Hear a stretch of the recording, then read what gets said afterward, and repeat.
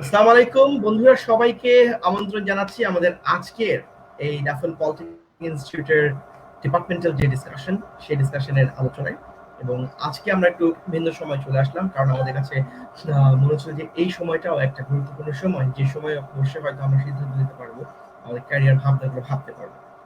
So by this time আমরা প্রতিনিয়ত কথা বলছি, ডিপার্টমেন্টাল আলোচনা করছি, যে কোন ডিপার্টমেন্ট আসলে যারাই সিদ্ধান্ত নিচ্ছে ইলেকট্রিক্যাল, কম্পিউটার, সিভিল বা যে সাবজেক্টগুলোতে আসলে পরিকল্পনা করছেন, ডেফিনেটলি আমরা বিশ্বাস করি যে পড়াশোনা করার আগে কিন্তু ক্যারিয়ার ম্যাপিং করে নেওয়াটা খুবই গুরুত্বপূর্ণ। এবং খুবই গুরুত্বপূর্ণ এই কারণে, কারণ আপনি যে পরিকল্পনা করছেন, সে পরিকল্পনাটা যথেষ্ট হচ্ছে কিনা, যথাযথ হচ্ছে কিনা, আপনার স্বপ্ন পূরণে কতটুকু কার্যকরী, সেই বিষয়গুলো আপনি যখনই আগে থেকে জেনে নিবেন, প্রস্তুতিটা ভালো হলে সফলতাটা আসে খুব সহজেই, কাঙ্ক্ষিত সফলতায় পৌঁছানোর খুব সহজ হয়।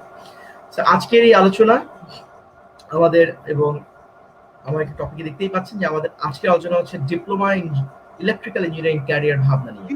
এবং আমরা মনে করি যে যদি সিদ্ধান্ত হয়ে থাকে যে এসএসসির পর ডিপ্লোমা ইন ইলেকট্রিক্যাল ইঞ্জিনিয়ার, তাহলে অবশ্যই আজকের এই আলোচনাটা আমি বিশ্বাস করি আপনাদের সবার কাছে খুবই গুরুত্বপূর্ণ একটা ডিসকাশন হবে। এবং আপনারাও আমাদেরকে আপনাদের মনের প্রশ্ন, ডিপার্টমেন্ট সম্পর্কে কোনো কিছু জানার থাকলে, আলোচনা করার থাকলে, বা আপনার কোনো অভিজ্ঞতা শেয়ার করা থাকলে অবশ্যই কমেন্ট বক্সে আমাদেরকে শেয়ার করুন, আমাদেরকে জানান, আমরা তুলে ধরতে চাই আপনাদেরকে। আমার সাথে আজকের এই আলোচনায় উপস্থিত আছেন জাফরুল পলিটেকনিক ইনস্টিটিউটের ইলেকট্রিক্যাল ডিপার্টমেন্টের সম্মানিত শিক্ষক জনাব শফিকুল ইসলাম মিলন এবং জনাব নাহিদুল হাসান নাহিদ। নাহিদ এবং মিলন স্যার, আপনার দুজনকেই আমন্ত্রণ জানাচ্ছি আমাদের আজকের এই লাইভ ডিসকাশনে। কেমন আছেন? জি, আসসালামু আলহামদুলিল্লাহ আলাইকুম। স্যার। ভালো আছি স্যার। আপনি কেমন আছেন? ভালো আছেন? ইয়েস, আলহামদুলিল্লাহ আমি খুব ভালো আছি। এবং আমরা সবাই মিলে চেষ্টা করছি ভালো থাকার, যার ফলে আমরা এই সামাজিক দূরত্বটাকে বজায় রাখছি।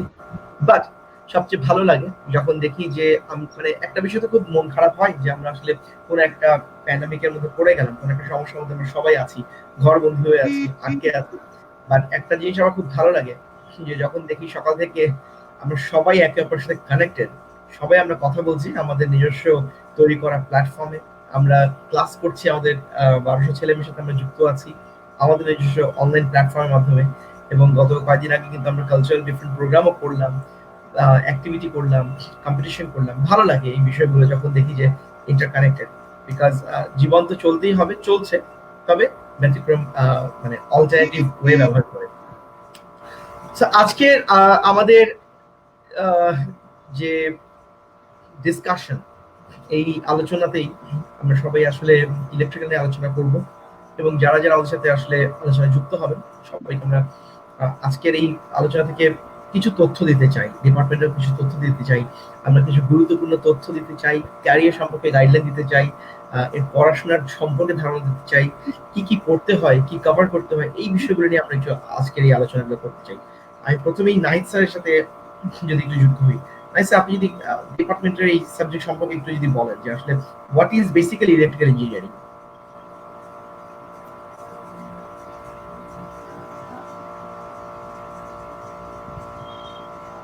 সবাইকে আন্তরিক শুভেচ্ছা, অভিনন্দন। আজকের এই প্রোগ্রামটিতে জয়েন করার জন্য যারা জয়েন করেছে এবং যারা শুনছে। বেসিক্যালি আমরা ইলেকট্রিক্যাল ইঞ্জিনিয়ারিং নিয়ে কথা বলবো। আসলে ইলেকট্রিক্যাল ইঞ্জিনিয়ারিংকে যদি আমি সংজ্ঞায়িত করতে চাই আমার ভাষা, আমার মত করে, আসলে এটা হাজারো হাজারো এবং অনেকগুলা কিউরিসিটির নাম হচ্ছে ইলেকট্রিক্যাল ইঞ্জিনিয়ারিং। একটা মানুষ জন্মগ্রহণ করার পরেই কিন্তু ইলেকট্রিসিটির সাথে, এখন আধুনিক যুগে ইলেকট্রিসিটির সাথে পরিচিত হয়। এখান থেকে অনেক কিউরিসিটি তৈরি হয় তার। আসলে বাসায় যখন একটা ফ্যান ঘুরে মাথার উপরে, সেই ফ্যানটা কি কারণে ঘুরছে এবং কিভাবে ঘুরছে, কেন ঘুরছে, একটা মোটর যখন চলে, এই মোটরটা কেনই বা চলতেছে। এবং আমরা জানি যে ইলেকট্রিসিটি এটা একটা ভয়ঙ্কর রূপ ধারণ করতে পারে। এবং এই একটা বিশাল একটা বিষয়কে নিয়ে আমরা যখন আমাদের সমগ্র বাসাটাকে ইলেকট্রিসিটি কভারেজ করে আসি, তখন এটা কি এমন কি প্রোটেকশন আছে যে প্রোটেকশনের কারণে আমরা নিরাপদ থাকি। তো এই বিষয়টা মানে একটা কিউরিসিটি তৈরি হয়। এবং আমার ম্যাক্সিমাম শিক্ষার্থীদেরকে আমি জিজ্ঞেস করি যে তুমি কেন ইলেকট্রিক্যাল ইঞ্জিনিয়ারিং করো, ওরা কিন্তু একটা উত্তর দেয় যে আমি ইলেকট্রিসিটির যে একটা কিউরিসিটি তৈরি হয়, যে নানান বিষয়, যে ইলেকট্রিসিটির যাত্রা কোথায়, শেষ কোথায় এবং শুরু কোথায়। মানে হচ্ছে আমরা ওই যে বিভিন্ন ধরনের ট্রান্সমিশন লাইন দেখি, অনেক লম্বা লাইন, যেটা হচ্ছে এক ডিস্ট্রিক্ট থেকে আরেক ডিস্ট্রিক্টে এরকম বড় মানে টাওয়ার দিয়ে এরকম লাইন চলে গেছে। এই লাইনের বাড়ি কোথায়, শেষ কোথায়? যোগাযোগ ট্রেন চলেছে, ট্রেনের বাড়ি কোথায়? তো এই লাইনের শেষ কোথায়, এই লাইনটা আসলে কোথায় গিয়ে শেষ হবে এবং উৎপত্তি স্থল কোথায়? এই বিষয়গুলো কিন্তু একটা কিউরিসিটি তৈরি হয় শিক্ষার্থীদের মধ্যে। তো এই কিউরিসিটি থেকে কিন্তু আস্তে আস্তে তাদের যখন আরেকটু বড় হয়, যখন পড়াশোনা করে, তখন তারা বিভিন্ন বিষয় নিয়ে আরো ভাবে, যে ট্রান্সফরমার দেখে, তারপর বিভিন্ন ইলেকট্রিক্যাল ইকুইপমেন্ট এবং উদ্ভাবনী বিষয়গুলো যখন ফুটে আসে, বিভিন্ন আমাদের দেশের শিক্ষার্থীরা যখন এরকম বেশ কিছু কিউরিসিটি থেকে তারা কিন্তু উদ্ভাবন করে, এবং এই উদ্ভাবনগুলো দেখে আমাদের নতুন শিক্ষার্থীরা যারা আসলে জয়েন মানে এটা পড়াশোনা করতে চায়, তাদের ভিতরে একটা কিউরিসিটি তৈরি হয়, এটা কিভাবে হলো। এই সামগ্রিক বিষয়কে নিয়ে কিন্তু আসলে আমাদের ইলেকট্রিক্যাল ইঞ্জিনিয়ারিং, এবং ইলেকট্রিক্যাল ইঞ্জিনিয়ারিং নিয়ে যদি বলতে চাই আমি, এটা একটা ব্রড, মানে একটা অনেক বড় একটা পরিসরের বিষয়। এটা কোনো গণ্ডির মধ্যে না। অন্যান্য ডিপার্টমেন্ট বা হচ্ছে যে কোনো একটা শিক্ষার বিষয়টা হচ্ছে একটা সারাউন্ডের মধ্যে আবদ্ধ, কিন্তু ইলেকট্রিক্যাল ইঞ্জিনিয়ারিং এর জ্ঞানটা যেরকম অনেক সমৃদ্ধ, এবং এটার কর্মক্ষেত্রের পরিসরটা কিন্তু সেমলি মানে অনেক বড়। এটার অনেকগুলা সেক্টরই আছে। আমি একটু সামারি দিচ্ছি, তারপর হচ্ছে আরো হয়তো আলোচনা হবে ইনশাল্লাহ। তো এটার অনেকগুলো ধাপ আছে। একজন শিক্ষার্থী যখন ইলেকট্রিক্যাল ইঞ্জিনিয়ারিং নিয়ে পড়বে, তখন কিন্তু তার কর্মস্থল কিন্তু সে চুজ করবে, তাকে কিন্তু চাপায় দেওয়া হবে না। কারণ ইলেকট্রিক্যাল ইঞ্জিনিয়ারিং এ অনেকগুলা সেক্টর রয়েছে, উৎপাদন থেকে শুরু করে উৎপাদন, জেনারেশন, তারপর হচ্ছে আবার ট্রান্সমিশন, পরিবহন, এরপর হচ্ছে সেটাকে আবার বিতরণ, এবং হচ্ছে গ্রাহক পর্যায়ে সেটা কিভাবে ইউজ করছে, এই বিষয়গুলা। তো আমার মনে হয় বিজ্ঞানের বা উৎকর্ষতার মূল চাবিকাঠিটাই হচ্ছে ইলেকট্রিসিটি। ইলেকট্রিসিটি যেখানে নাই, সেখানে আসলে কোনো কিছু কল্পনা করা যায় না। Without electricity we can't imagine anything. That's why আসলে ইলেকট্রিক্যাল ইঞ্জিনিয়ারিং এ অনেক বড় একটা পরিসর। আমরা মনে হয় সবাই এটার যার কারণেই কিন্তু ইলেকট্রিক্যাল ইঞ্জিনিয়ারিংটা মানে সবার পছন্দের তালিকা একদম কেন্দ্রবিন্দুতে। যখন কোনো শিক্ষার্থী পড়াশোনা করতে চায়, ইঞ্জিনিয়ারিং করতে চায়, ইঞ্জিনিয়ারিং সৃজনশীল একটা বিষয়, এই বিষয়টাতে উদ্ভাবনী তার মনোভাব থাকে, সেই মনোভাবটাকে ইয়া করতে চায়, ডেভেলপ করতে চায়, তখন কিন্তু আসলে তাদের প্রথম পছন্দের তালিকায় কিন্তু থাকে ইলেকট্রিক্যাল ইঞ্জিনিয়ারিং। এই আর কি স্যার। গ্রেট গ্রেট, চমৎকার। ইলেকট্রিক্যালের মানুষ চমৎকার করে ইলেকট্রিক্যালের বিষয় সম্পর্কে বলেছেন। আমি মিলন স্যারের সাথে একটু চাই যে আপনি যদি একটু যোগ করেন। আসলে একটা স্টুডেন্ট, আমি যদি এই প্রেক্ষাপটে ভাবি, বিকজ অনেক সময় কিন্তু আমাদেরকে একটা অনেকেই, অনেক অভিভাবক, অনেক শিক্ষার্থী কিন্তু ওদের সরাসরি বলে যে স্যার আপনি একটু অ্যাডভাইস করেন, আসলে আমি ইলেকট্রিক্যালে পড়বো, কেন পড়বো, কি আছে বা কিভাবে কি করতে পারি। আপনি যদি একটু সংক্ষেপে আমাদেরকে একটু বলেন যে মানে একটা স্টুডেন্ট যদি ইলেকট্রিক্যালে পড়ে বা পড়তে চায়, মানে কেন পড়তে চায় বা পড়তে চাওয়ার মানে উদ্দেশ্যটা কি। মানে প্রশ্নটা খুব সহজ। একটা বিষয় হচ্ছে আমি খুব সহজভাবে দেখি যে গতানুগতিক ভাবে হয়তো পরিচিত কেউ পড়ছে, বড় ভাই পড়েছে, বা আমি দেখছি সবাই কমন একটা সাবজেক্ট শুনি ইলেকট্রিক্যাল, আমি পড়তে চাই। বাট বেসিক্যালি ওর ক্ষেত্র বা ও পড়ে আসলে কোন জায়গাতে ও ডাইভার্সিফিকেশন পাবে, আপনি এগুলো যদি একটু আলোচনা করতেন। ধন্যবাদ স্যার। প্রথমে হচ্ছে সবাইকে অভিনন্দন আজকে এই লাইভ প্রোগ্রামটায় জয়েন করার জন্য। যারা লাইভ দেখছেন না, পরে হয়তো দেখবেন ভিডিওটা, সবাইকে হচ্ছে শুভেচ্ছা আমার পক্ষ থেকে। স্যার খুব সুন্দর একটা প্রশ্ন করছে, যেটা হচ্ছে যে আমি কেনই বা ইলেকট্রিক্যাল ইঞ্জিনিয়ারিং করবো, আমি কেন পড়তে যাব, সাবজেক্টের অভাব নাই, ডিপ্লোমার তো অনেক সাবজেক্ট আছে, কেন আমি এটাই চুজ করব। তো আমার একদম শর্ট করে যদি আমি বলি, no electricity no modern life, আমি এটাকে সবচেয়ে বেশি প্রায়োরিটি দিই। ইলেকট্রিসিটি না হলে আমাদের বর্তমানে মডার্ন লাইফটাকে আমরা কখনো ফিল করতে পারতাম না।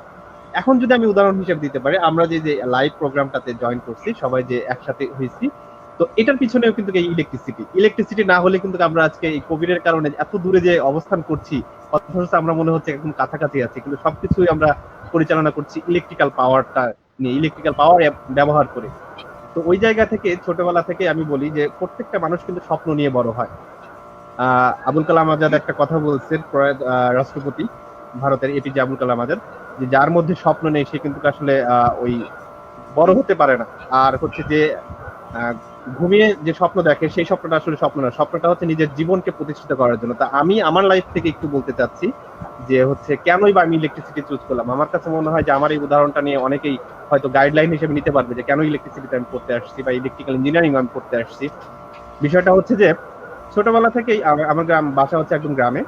ছোটবেলা থেকেই হচ্ছে আগেরকার দিনে স্যার হচ্ছে ওই যে ছোট রেডিও পাওয়া যেত গ্রামে, ওই রকম কিন্তু অত আধুনিক ছিল না। ছোট রেডিও গুলোর মধ্যেও অনেক ডায়োড থাকতো, রেজিস্ট্যান্স থাকতো, সেগুলো হচ্ছে আমরা এখন নামটা জানি, কিন্তু আগে কিন্তু জানতাম না।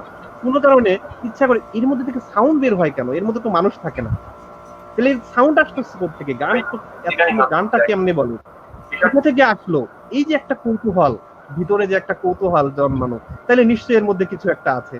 তো ওইটা জানার জন্য দেখলাম যে ভিতরে কিছু আছে, ভিতরটা হচ্ছে খুললাম, খুলে দেখি না, এর মধ্যে তো মানুষ নেই, তাহলে তো নিশ্চয়ই কোনো একটা জিনিস কাজ করে, তাহলে এই জিনিসগুলো কি। তারপর থেকে হচ্ছে আশপাশে যে বড় ভাইরা আছে তাদের কাছে একটু জিজ্ঞেস করা, ভাই এটা কি, এটা কি, এটা কিভাবে কাজ করে। তখন সবকিছুর মূলে দেখতেছি হচ্ছে পাওয়ার, দ্যাটস মিন ইলেকট্রিসিটি। এই ইলেকট্রিসিটি থাকলেই নাকি ডিভাইস গুলো চলে, কিন্তু আমরা তো এটা দেখতে পারি না। আমার প্রথম দিকে কৌতূহল হতো যে আসলে কি তাই, এর মধ্যে কিভাবে হয়। এই যে ছোট্ট একটা ডায়োড আমরা দেখতেছি, সিম্পল একটা জিনিস, এটা মানুষ বোঝে না।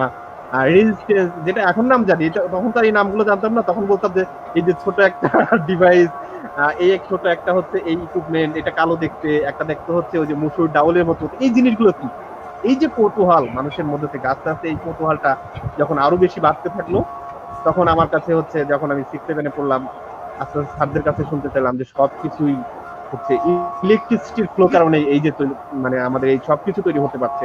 আমরা টিভি দেখছি, তারপরে হচ্ছে মোবাইল দেখতেছি, এখন এসে হচ্ছে আরো স্যাটেলাইট, অনেক কিছু যে টেকনোলজি ইউজ করছি, সবকিছুর পিছন থেকে যেটা কাজ করছে সেটা হচ্ছে ইলেকট্রিক্যাল পাওয়ার। তো ইলেকট্রিক্যাল পাওয়ারটা হচ্ছে ওই কারণে হচ্ছে কৌতূহল কারণেই আমরা হচ্ছে এত আগ্রহ সৃষ্টি হচ্ছে। আর ইলেকট্রিক্যালের যদি জব ক্ষেত্রটা বলি, কোথায় মানে ব্যবহার হয় না, কোথায় ইঞ্জিনিয়ার লাগে না, একটা অর্গানাইজেশন, সেটা যে অর্গানাইজেশন হোক, সে শিক্ষা প্রতিষ্ঠান হোক, ম্যানুফ্যাকচারিং কোনো ইন্ডাস্ট্রি হোক, সে হচ্ছে কোন বিজনেস প্রতিষ্ঠান, সবটা জায়গাতেই কিন্তু ইলেকট্রিসিটি ব্যবহার আছে। তো সবটা জায়গাতে হচ্ছে সিকিউরিটির দরকার হয়, সবটা জায়গাতে হচ্ছে পাওয়ারের প্রয়োজন হয়। তো সবটা জায়গাতে ওই জায়গাগুলোতে হচ্ছে ইলেকট্রিক্যাল ইঞ্জিনিয়ারের প্রয়োজন হয়। বিশেষ করে আমি কয়েকটা জব ক্ষেত্র বলতে পারি যেটা হচ্ছে খুবই হাইলাইটেড বাংলাদেশের টপ জায়গাগুলো বলা হয়, জেনারেশন কোম্পানিগুলো, যেরকম বিভিন্ন জেনারেশন কোম্পানি আছে, যেরকম আশুগঞ্জ পাওয়ার প্ল্যান্ট, তারপর হচ্ছে কাপ্তাই পাওয়ার প্ল্যান্ট। এই পাওয়ার প্ল্যান্ট গুলোতে যে ইঞ্জিনিয়ার গুলো ইউজ হয়, একদম মানে গর্জিয়াস একটা লাইফ। এদের যেমন স্যালারি স্ট্রাকচার, তেমনি হচ্ছে আদার্স বেনিফিট, গভর্নমেন্টের সেক্টর আছে, পিডিবি আছে, ডেসো আছে, ডেসা আছে, তারপরে হচ্ছে ট্রান্সমিশন সেক্টরেও যদি কথা চিন্তা করি তাহলে হচ্ছে পিজিসিবি আছে, power grid company of Bangladesh, এই জায়গাটা আছে। এখানে হচ্ছে বাংলাদেশের টোটাল পাওয়ারটাকে একটু ইলাবোরেট করি স্যার, আমার মনে হয় যে সুবিধা হবে। পিজিসিবির কাজটা কি, আমাদের ইলেকট্রিক্যাল ইঞ্জিনিয়ারিং এর আমি আপনার কাছে আবার আমি আপনার কাছে আমাদের এখানে অনেকগুলো প্রশ্ন চলে আসছে। আমার মনে হয় যে আমাদের অনেক ভাই আমাদের কাছে অনেক কিছু জানতে চাচ্ছে। আমার মনে হয় আমরা একটু তাদের সাথে ডিসকাস করে ফেলি, তাহলে দেখা যাবে যে এই আলোচনাগুলো যুক্ত হওয়া যাবে। আমরা ক্যারিয়ার রিলেটেড বেশ কিছু প্রশ্ন এসছে, তবে আমাদের সাথে যারা যুক্ত আছেন, সাথী আক্তার, স্মৃতি, উনি কমেন্ট করেছেন, আসসালামু আলাইকুম sir, always a creative and useful live organize করা হয়ে থাকে রেফার পলিটিক্স ইনস্টিটিউট থেকে। থ্যাংক ইউ স্মৃতি আপনাকে। আব্দুল্লাহ মামুন বলছেন আলহামদুলিল্লাহ। আসসালামু আলাইকুম জয় দাস, ওকে আসসালামু আলাইকুম আসসালাম। জয় লিঙ্ক তিনি একটা প্রশ্ন করেছেন, আমি এবার 8ম পর্বের 2য় মাস নেস্কোতে বাস্তব প্রশিক্ষণ নিয়েছি, আর কি বলছে, আর 1 মাস বাকি থাকতেই করোনার কারণে বন্ধ হয়ে যায়। আমার পরবর্তী করণীয় কি, আমরা কি সার্টিফিকেট কবে পাবো? জয়লিং, সার্টিফিকেটের জন্য কিন্তু আমরা কেউ আসলে আমি জাস্ট অন্য ওয়েতে বলি, মানে যেটা হচ্ছে আপনি আপনার সার্টিফিকেটের জন্য যদি আপনি চিন্তিত হয়ে থাকেন, সেটা তো অবশ্যই যখন প্যান্ডেমিক ওপেন হবে তখন থেকে আবার শুরু হবে। বাট আপনি আগে নিশ্চিত করুন যে আপনি 2 মাস যতটুকু ইন্টার্নশিপ করেছেন। স্যার 8ম সেমিস্টার ইন্টার্নশিপ আসলে কতদিন?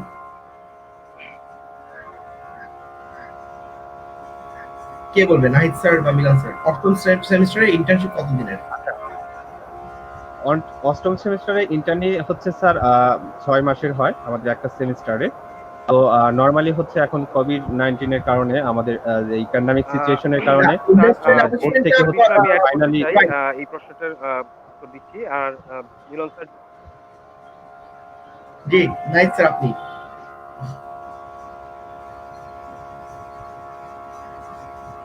আমার নেটওয়ার্কটা আটকে গেছে, আমি আবার একটু প্রশ্ন করি। আমি প্রশ্ন করেছিলাম যে আমাদের জয়লিঙ্ক উনি প্রশ্ন করেছিল উনি ইন্টার্নশিপ করছিলেন, তো ইন্টার্নশিপটা অষ্টম সেমিস্টারে ইন্ডাস্ট্রিয়াল অ্যাটাচমেন্টে কয় দিনের হয়? Night sir. জি, আমাদের ইন্টার্নিটা তো হচ্ছে লাস্ট সেমিস্টারে হয়, অষ্টম সেমিস্টারে। সেটা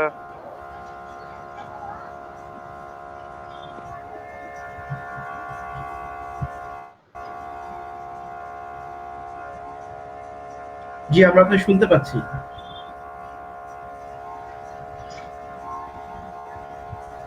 আপনার নেটওয়ার্ক আটকে গেছে। ইন্ডাস্ট্রিয়াল অ্যাটাচমেন্ট এটা হচ্ছে 3 মান্থের একটা ইন্ডাস্ট্রিয়াল ট্রেনিং, মানে হয়, অ্যাটাচমেন্ট হয়।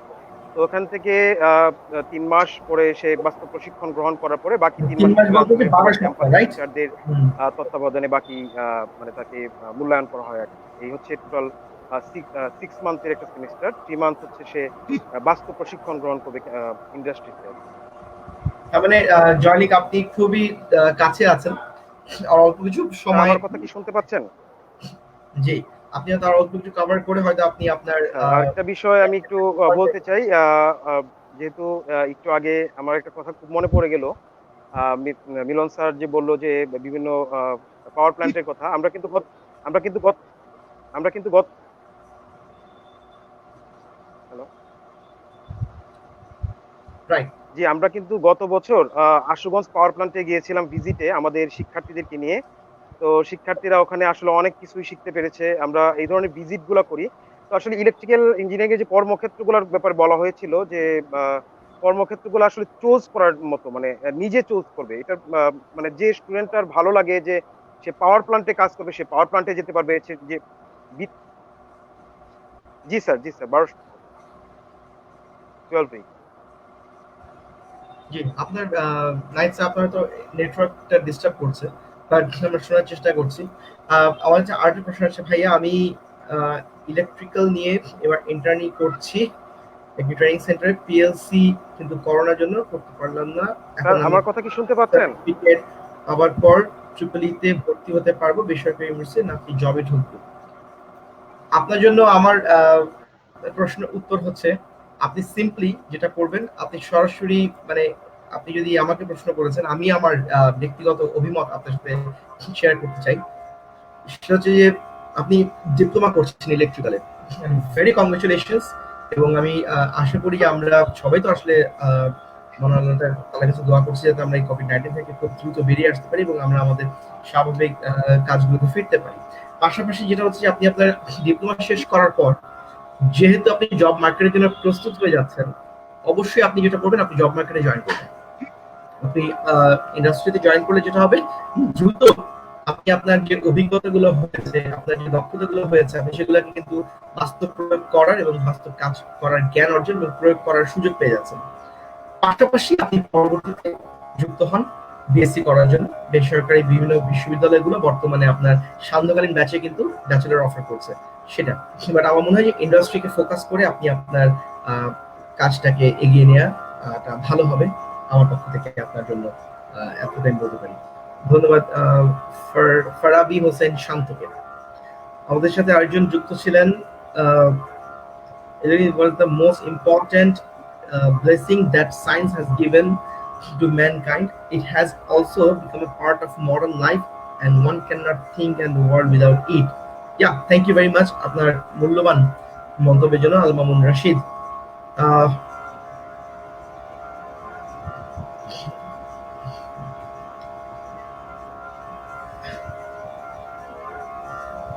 Okay. Great, thank you. Al Mamun Rashid, Farabi, শান্ত এবং থ্যাংক ইউ সবাইকে আমাদের সাথে যুক্ত থাকার জন্য। জি, আমরা যেই মিলন স্যার আপনার সাথে যে আলোচনা আমরা যুক্ত ছিলাম যে আসলে ইন্টার্নশিপের পর আসলে জব মার্কেটে যাওয়া একটা গুরুত্বপূর্ণ কেন?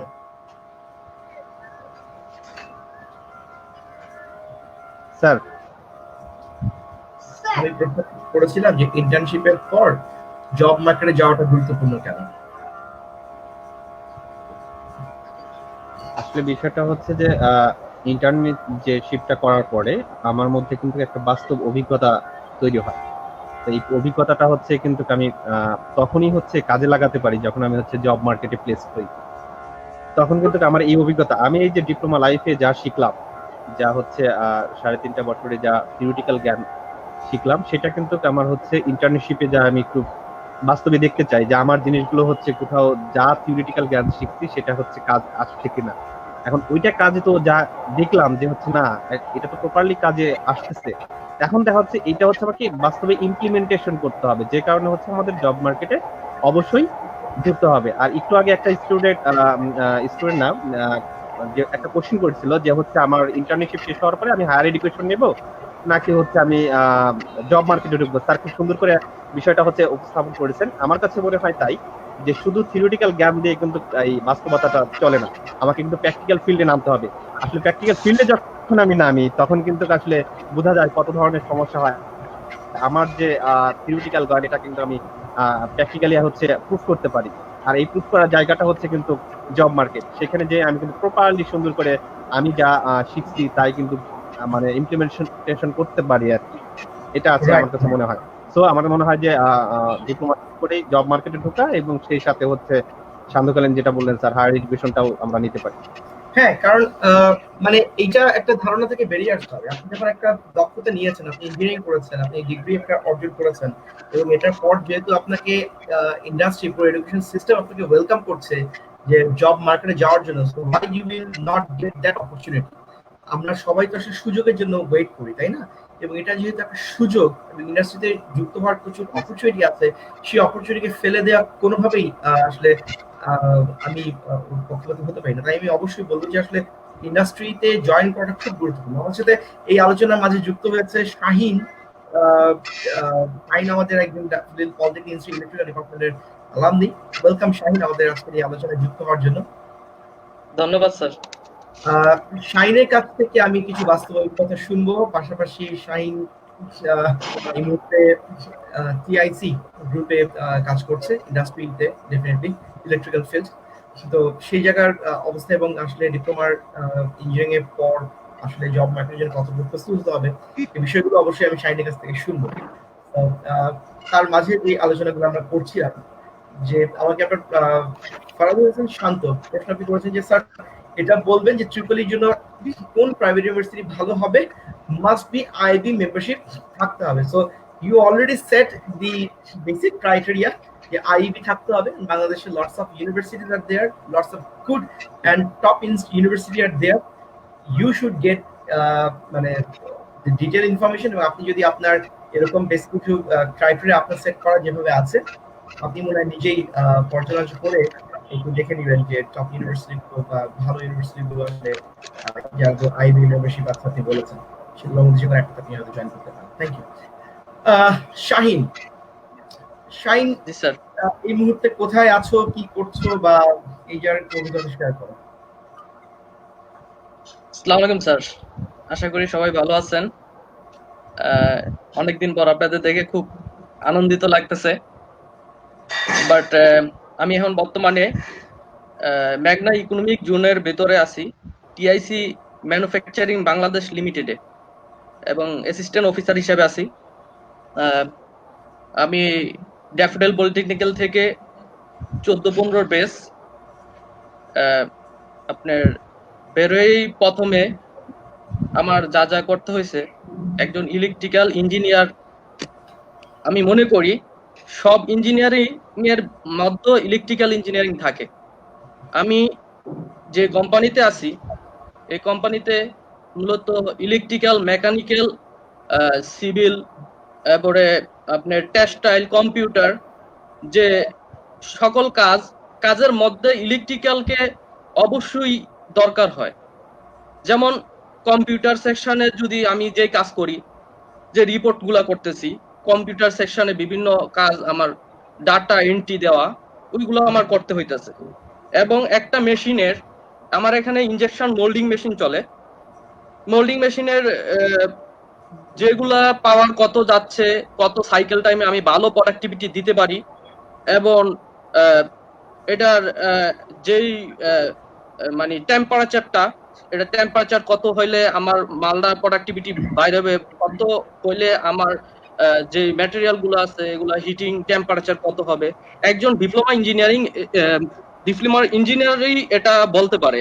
এবং যখন আমি যেমন একটা ওয়েট নির্ধারণ করি যে এই একটা মোল, এই একটা খাস আমার এই মেশিনের ভিতর এত ওয়েট আছে, 400 ওয়েট বা 300, 150, 280, এই মূলটা এটার ভিতর উঠতে পারে। আমি আমি তাদের রিপোর্ট করি, যারা মূলত সুপারভাইজার আছে, তারপরে যারা লোড আনলোড করে, তাদের আমি এটা নির্ধারণ দিতে পারি। কারণ একজন ইলেকট্রিক্যাল ইঞ্জিনিয়ার মূলত বেসিকলি তার কম্পিউটার, টেক্সটাইল, সিভিল এবং বিভিন্ন ইয়েতে যখন তাদের মানে মনে করে যে সে ইচ্ছা করে যে আমি ইলেকট্রিক্যাল ইঞ্জিনিয়ার, আমার তো ওগুলো দরকার না, মেনলি আমার সব ডিপার্টমেন্টের কাজ আমার জানতে হবে মোটামুটি।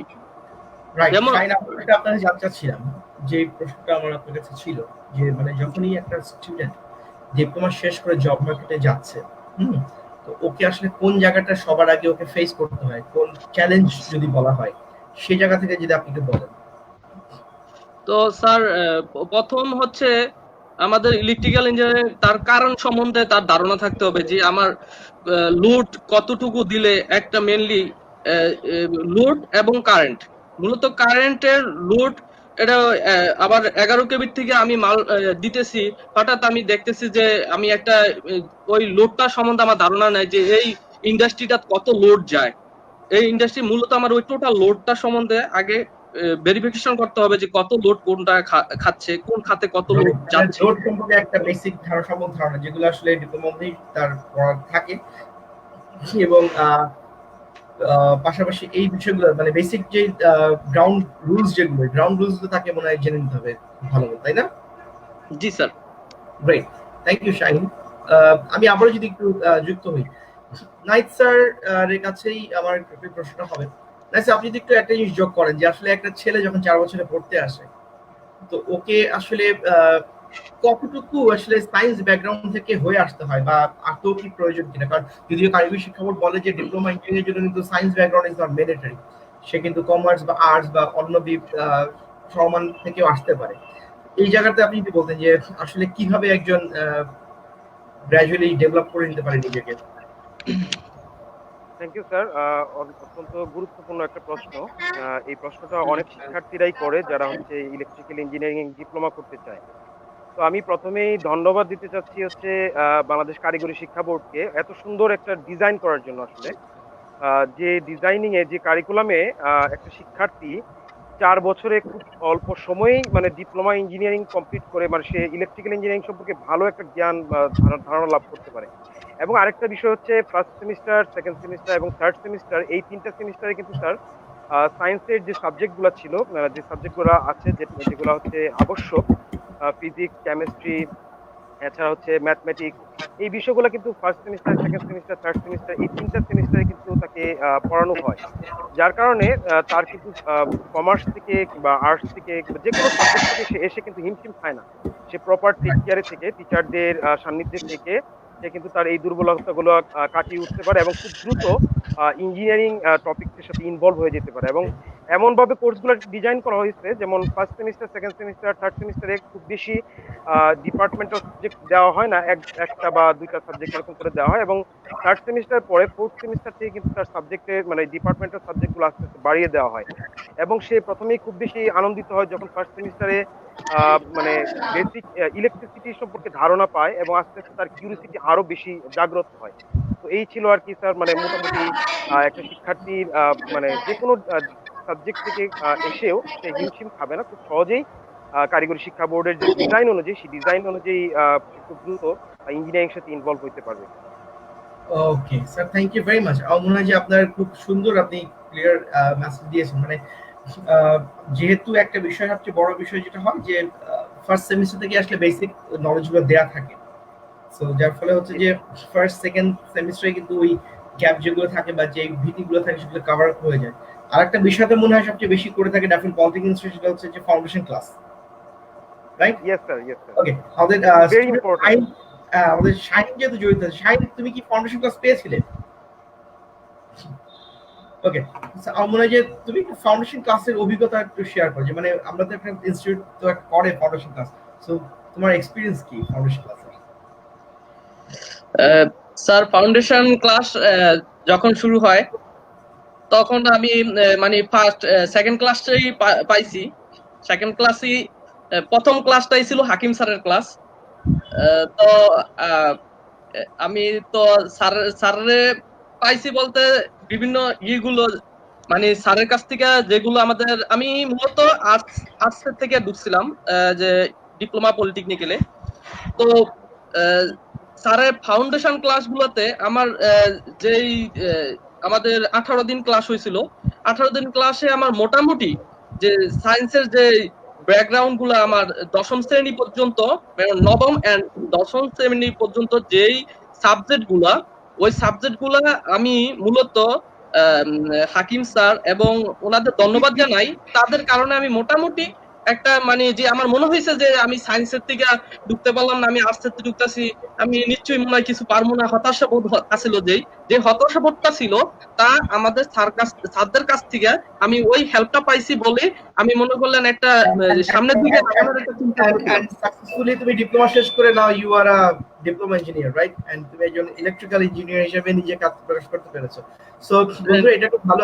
আমি নিজেও আসলে জানো শাইন আর্টস ব্যাকগ্রাউন্ড থেকে জয়েন করেছিল। এন্ড আমি মানে যেটা সবচেয়ে বড় বিষয় যে বিষয় নিয়ে আমরা আলোচনা করছি, স্যার আমি এখানে জি স্যার আমি এখানে শাহিনের সাথে একটা বিষয় শেয়ার কথা মানে যোগ করতে চাই যে কারিগরি শিক্ষা বোর্ড যেভাবে কোর্সটাকে ডিজাইন করেছে সেটাতে কিন্তু সায়েন্সের যে ঘাটতিগুলো থাকে সেগুলো কিন্তু মানে সম্পূর্ণ হয়ে যায়। এছাড়া ভালো ভালো প্রতিষ্ঠানগুলো, যে সমস্ত প্রতিষ্ঠানগুলো গুড প্রতিষ্ঠান, ওয়েল রেপুটেড প্রতিষ্ঠান, সেই প্রতিষ্ঠানগুলো কিন্তু ছাত্রদের কোয়ালিটি এডুকেশন এনশিওর করার জন্য কিন্তু মানে বিভিন্ন ধরনের পদক্ষেপ গ্রহণ করে। এবং ড্যাফোডিল পলিটেকনিক ইনস্টিটিউট এক্ষেত্রে আমি বলবো যে আসলে অন্যতম একটা গুরুত্বপূর্ণ ভূমিকা পালন করছে। আমাদের প্রত্যেকটা স্টুডেন্ট যখন ভর্তি হয় ফার্স্ট সেমিস্টারে, তখন কিন্তু আমাদের একটা আলাদা টেক কেয়ারের জন্য, মানে তাদেরকে যারা সায়েন্স থেকে আসে নাই, কমার্স এবং আর্টস থেকে আসছে, তাদের জন্য একটা মানে ফাউন্ডেশন ক্লাসের আয়োজন করা হয়। এই ক্লাস থেকে কিন্তু শিক্ষার্থীরা মানে খুব বেশি আনন্দিত হয় এবং হচ্ছে তাদের ভিতরে নলেজ গুলো চলে আসে ইঞ্জিনিয়ারিং এর। এবং সায়েন্সের যে ভয় ভীতিটা থাকে সেটা কিন্তু আর থাকে না। তখন কিন্তু তারা সেমিস্টার শুরু হওয়ার সাথে সাথে কিন্তু একদম ফাইনালি তারা মানে একদম প্রিপেয়ার্ড, ফার্স্ট দিন থেকেই তারা কিন্তু ইঞ্জিনিয়ারিং শেখার জন্য, এবং তাদের সৃজনশীল মনোভাব কিন্তু একদম 100% তৈরি হয়ে যায়। আমাদের ম্যাক্সিমাম শিক্ষার্থীদের কি হয় যে আমরা আসলে শিক্ষার্থীদের যে মানে ক্রিয়েটিভিটি এবং হচ্ছে সৃজনশীল মনোভাব, সেই মনোভাবটা আসলে আমরা প্রপার গাইডলাইন করতে পারি না গার্ডিয়ানরা এবং হচ্ছে আমাদের দেশের সার্বিক সিচুয়েশন করে।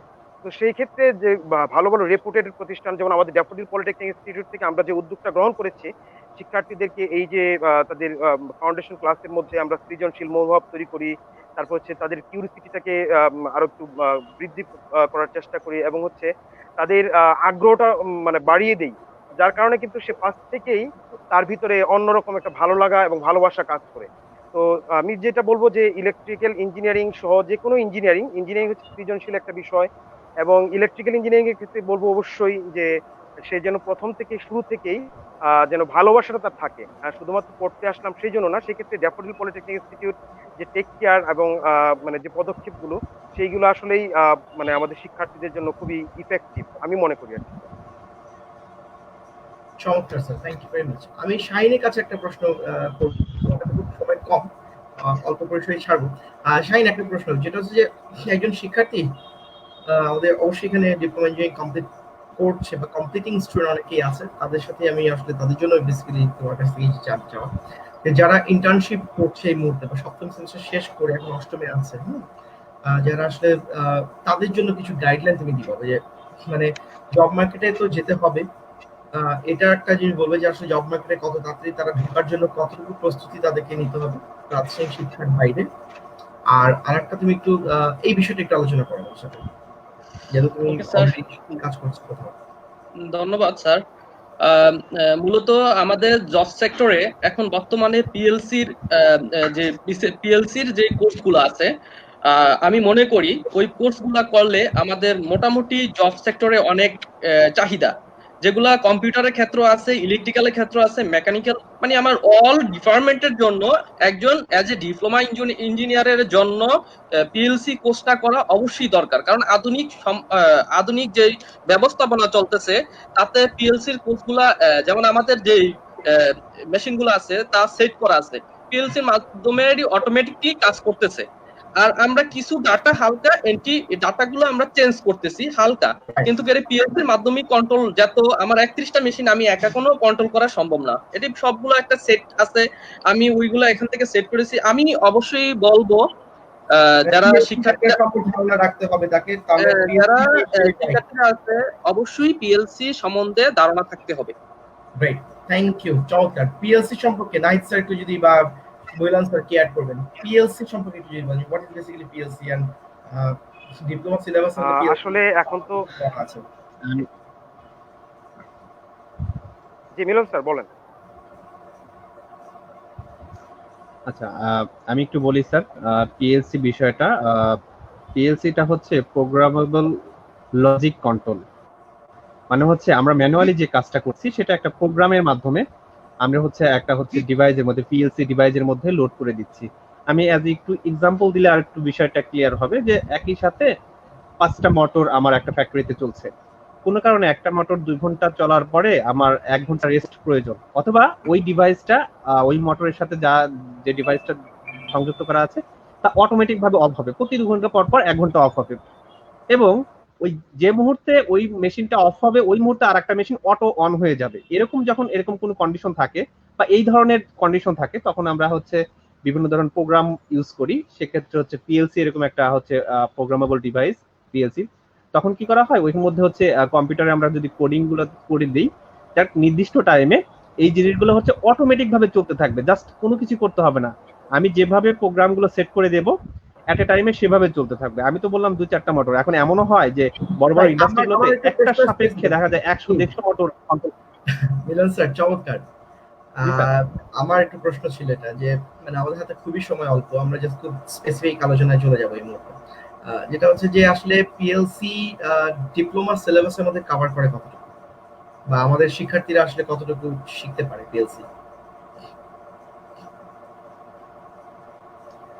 পিএলসিটা আমাদের সিলেবাসের একটা সামান্য একটা অংশ থাকে, তো ওইখানে আমরা বেসিক ধারণাটা দিয়ে দিই, আমাদের ইলেকট্রিক্যালি বেসিক ধারণাটা দিই এবং কোডিং করাটা মানে মোটামুটি একটা শিখাই দেই। পরবর্তীতে সে যদি চায় ওই সফটওয়্যারটা ইউজ করে, এবং যদি তাকে যে বেসিক ধারণাটা দেয় সে যদি একটু প্র্যাকটিস করে এবং যদি সেটার উপর চর্চা করে, তাহলে সে অনেক বেশি ডেভেলপ করতে পারবে এবং সেটা ইন্ডাস্ট্রিতে সে প্রয়োগ করতে পারবে। এখন বর্তমান সময়ে কিন্তু প্রত্যেকটা ইন্ডাস্ট্রি অটোমেশন হয়ে যাচ্ছে, যে ক্ষেত্রে কিন্তু পিএলসি এজ এ ইলেকট্রিক্যাল ইঞ্জিনিয়ারকে কিন্তু পিএলসি জানতেই হবে। সো ওই দিক থেকে আমরা বলতে পারি যে আমাদের পলিটেকনিক থেকে আমরা পিএলসি হাতে খড়িটা জিনিসটা কিন্তু দিয়ে দিতে পারি, এবং আমাদের ল্যাবে সেই পিএলসি ডিভাইসটাও আছে। Great, thank you. মানে পিএলসি কে কভার করতে হবে অটোমেশনের জন্য আর কি। আমাদের একজন প্রশ্ন করেছেন জয় দাস। আমার বিশ্বাস যে আপনার এই আলোচনার মধ্যে জয় দাসের প্রশ্নের উত্তরটা চলে আসছে। তিনি বলেছেন যে চতুর্থ পর্বের একজন ছাত্র হিসেবে অনেকেই দেখা যায় 3 মাস বা 6 মাসের কোর্স করে, তো সেগুলো আসলে জব মার্কেটে কতটুকু কাজে আসে। ইয়েস, যেটা বলেছে যে সিলেবাসের বাইরেও কিন্তু অনেক কিছু কাজ করতে হয় নিজের দক্ষতা বা যোগ্যতা বৃদ্ধির লক্ষ্যে। সেই বিষয়গুলো আমার মনে হয় যে মিলন স্যার এই প্রশ্নের উত্তরের ভিতরে কভার হয়ে গেছে। আর সবচেয়ে বড় বিষয় যেটা সেটা হচ্ছে যে পার্সোনাল ডেভেলপমেন্ট কিন্তু খুব বেশি গুরুত্বপূর্ণ। পার্সোনাল ডেভেলপমেন্ট করলে যেটা হয় যে আপনি আপনার একটা সিভি কে গুছিয়ে রাখতে পারেন, আপনি মেন্টালি আপনাকে নিজেকে প্রিপেয়ার করতে পারেন ফর দ্য জব মার্কেট, আপনি যেটা আপনি আপনার চাকরির বাজার যেটা সেখানের জন্য। সো আলটিমেটলি ইন্টারভিউটা উইন করা তো খুব গুরুত্বপূর্ণ। আপনার যে স্যার আমি একটু স্যার এই কোশ্চেনটার সাথে একটু অ্যাড করি স্যার। রাইট মিলন স্যার, আমি আপনার কাছে আসছি, সেগুলোতেই হয়তো আপনি জি আপনি বলুন।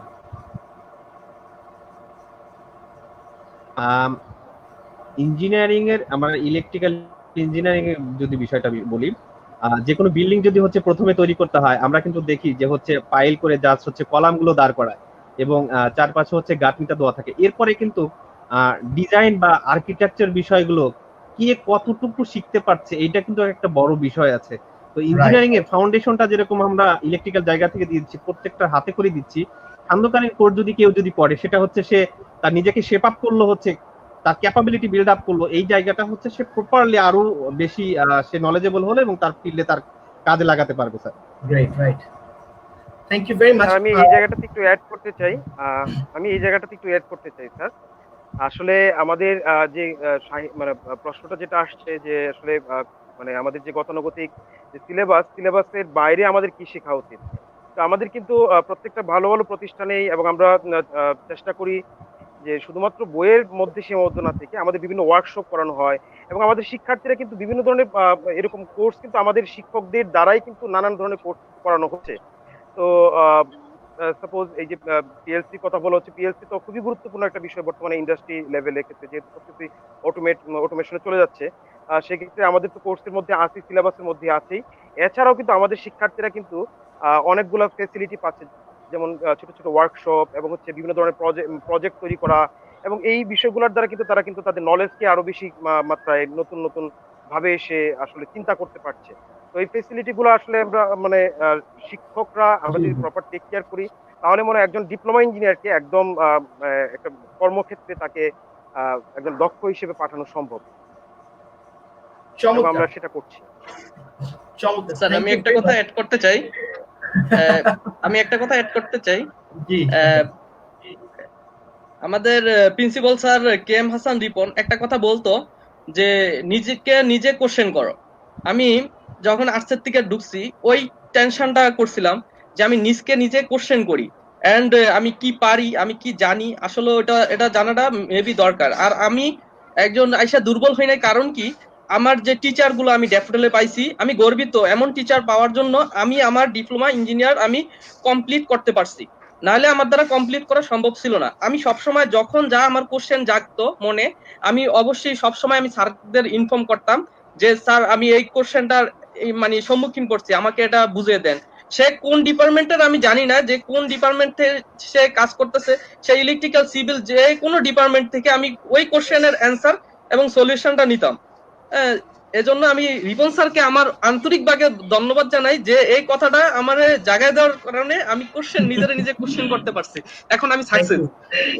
আলহামদুলিল্লাহ শাহিন, আমি আসলে গর্বিত তোমার সফলতা নিয়ে। শাহিন, তোমার জন্য একটা প্রশ্ন।